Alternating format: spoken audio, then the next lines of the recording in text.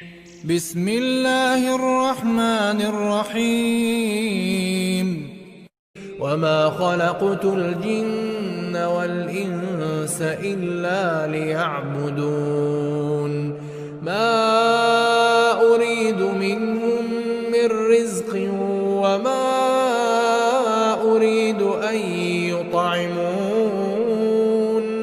إن الله هو الرزاق ذو القوة المتين. Bismillahirrahmanirrahim. Alhamdulillah, ikhwani al-kiram wa akhwati al-karimat rahimani Allah wa iyyakum wa baraka fikum. Kita lanjutkan kembali pelajaran kita kitab Thalathatul Usul wa Adillatuha.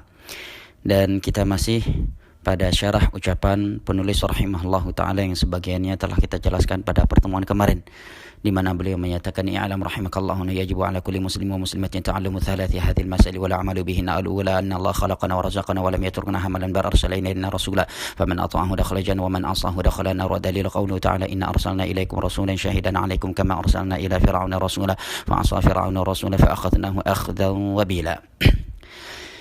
Beliau menyatakan bahwa ketahuilah semoga Allah Jalla wa Ala merahmatimu. Dan kita sampai pada penjelasan dua kalimat dari ucapan beliau ini. Berikutnya kata Syekh bahwasanya ada 3 perkara yang wajib diketahui dan diamalkan oleh setiap muslim dan muslimah.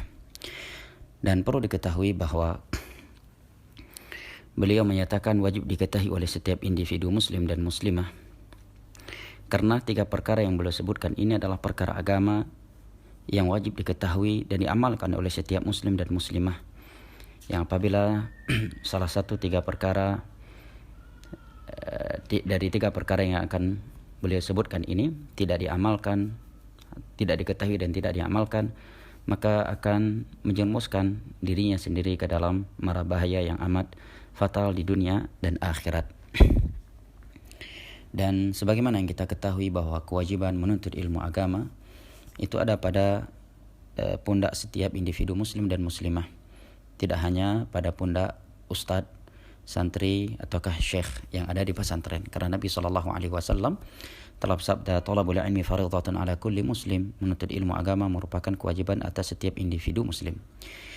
Yang kedua, catatan kedua terhadap ucapan beliau di atas ini, bahwa penyebutan 3 perkara ini bukanlah sebagai pembatasan, karena perkara wajib yang harus diketahui dan diamalkan oleh setiap muslim dan muslimah dalam agama ini tidak hanya 3 perkara ini, tetapi penyebutan 3 di sini agar mudah dihafal dan dipahami. Dan ini merupakan metode penyampaian ilmu Al-Quranul Karim dan hadis-hadis Nabi SAW. Banyak perkara-perkara agama disebutkan dengan jumlah tertentu, tetapi tidak diinginkan dengannya sebagai pembatasan. Seperti dalam sebuah hadis Nabi SAW menyebutkan, "Sab'atun yudhilluhumullahu yawma la dhilla illa dhilluh." Ada 7 golongan yang akan mendapatkan naungan Allah pada hari kiamat, di hari yang tiada naungan kecuali hanya naungannya Allah Jalla wa Ala semata. Maka Nabi pun menyebutkan 7 golongan di dalam hadis tersebut. Tetapi di dalam hadis-hadis yang lain Nabi juga sebutkan selain dari 7 golongan tersebut sampai jumlah mereka puluhan semua. Ya. Yang kedua, mungkin beliau menyebutkan 3 di sini karena ini adalah 3 perkara pokok dalam agama, yang perkara-perkara lain masuk dalam cangkupan atau kandungan 3 perkara utama ini.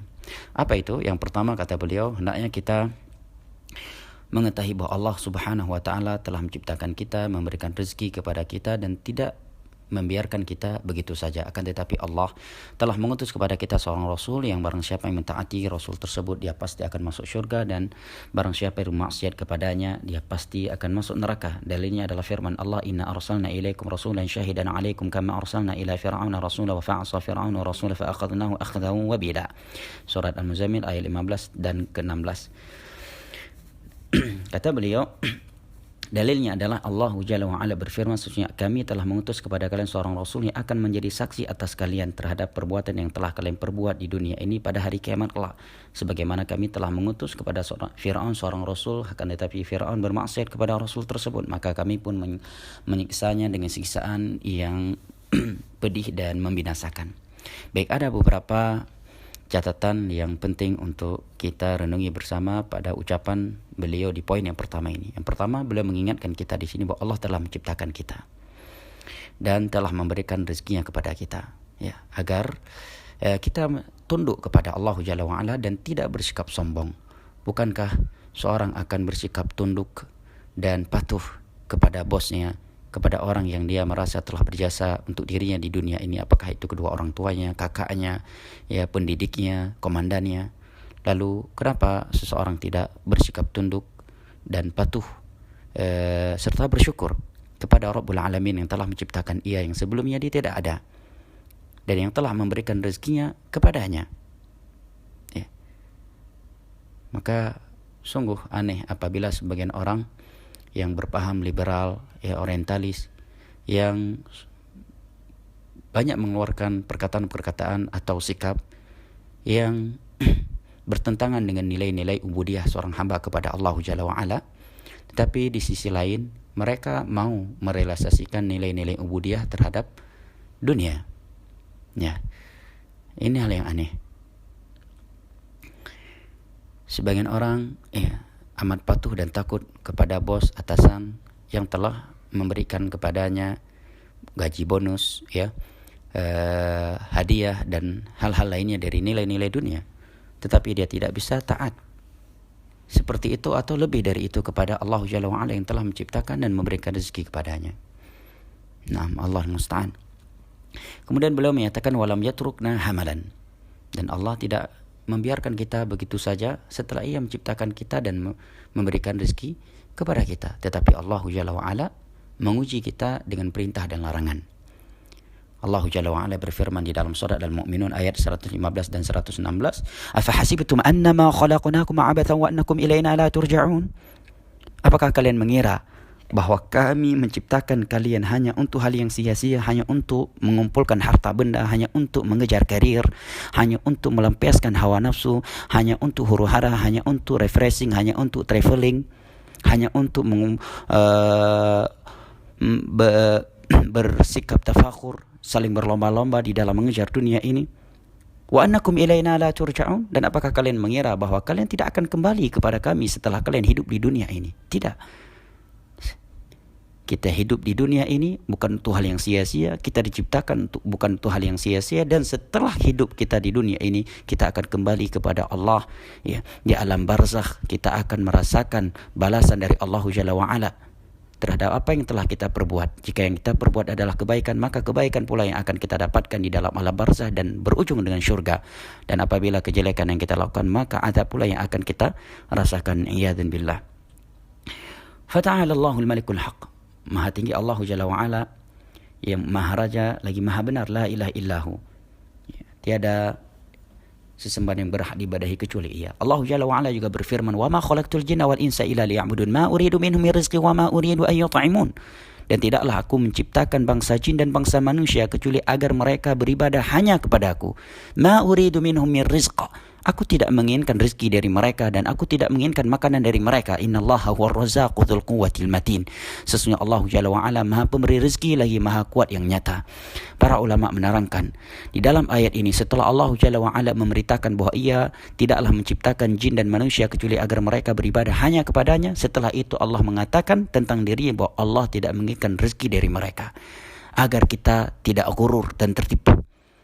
Ya, agar kita sadar bahwa seluruh kebaikan yang kita lakukan, ketakwaan kita sebanyak apapun dan sehebat apapun, itu sama sekali tidak menguntungkan Allah Subhanahu wa taala, dan Allah tidak butuh kepada ibadah kita. Innallaha wal ghaniyyu ya ayuhan nasu antumul fuqara wallahu wal ghaniyul hamid. Wahai sekalian manusia, Allah itu maha kaya dan kalianlah yang miskin.